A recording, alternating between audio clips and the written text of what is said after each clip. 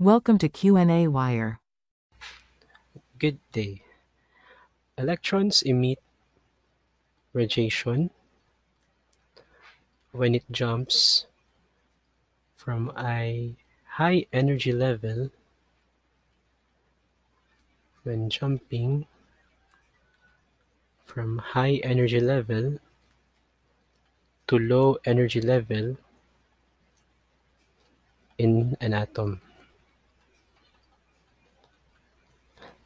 The wavelength of the radiation it emits depends on the uh, energy level in which the electron is making transition. So the idea is that the greater the difference in energy level,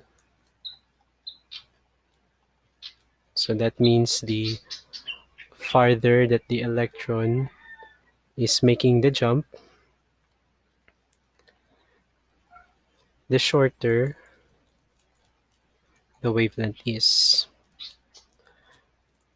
So it follows that shorter jump, meaning lower difference in energy level, the wavelength that is produced is longer. So between the jump from 2p to 1s and from 3p to 1s, note that they have the same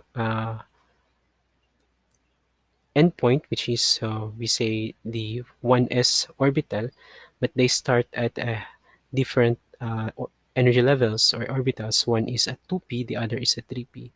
So since we compare as we compare the energy level, we see that this one here has the greater difference in the energy level, and then this one has lesser. So it follows that